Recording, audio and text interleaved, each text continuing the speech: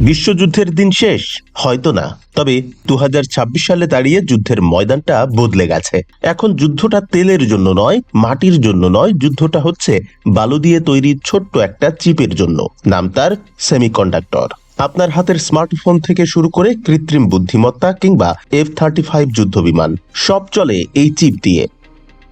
আর এই চিপের 90% বানায় মাত্র একটা দেশ, তাইওয়ান। আর এখানেই শুরু আসল খেলা। চীন যদি তাইওয়ান দখল করে তবে পুরো পৃথিবীর টেকনোলজি কোমায় চলে যাবে। এই ভয় থেকেই আমেরিকা আর ইউরোপ এখন একটা নতুন প্ল্যান সাজিয়েছে। আর সেই প্ল্যানের কেন্দ্রবিন্দু আমাদের দক্ষিণ এশিয়া, যাকে বলা হচ্ছে silicon triangle.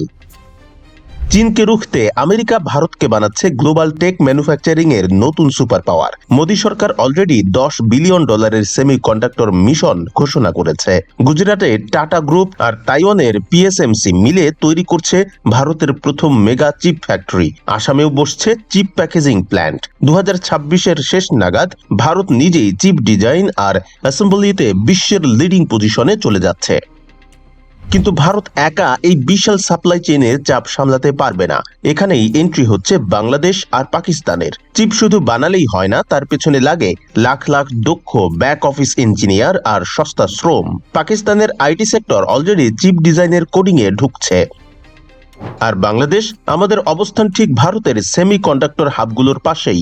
Bangladesh already semiconductor ডিজাইনে কাজ শুরু করেছে। উল্কা সেমির মতো দেশীয় প্রতিষ্ঠানগুলো বিশ্বমানের চিপ ডিজাইন করছে। ইউরোপ আমেরিকার জায়ান্ট কোম্পানিগুলো দেখছে ভারতে যদি চিপের হার্ডওয়্যার তৈরি হয় তবে বাংলাদেশ হতে পারে তার সবচেয়ে সস্তা ও দক্ষ হাইটেক ব্যাক অফিস এবং সাপ্লাই রুট।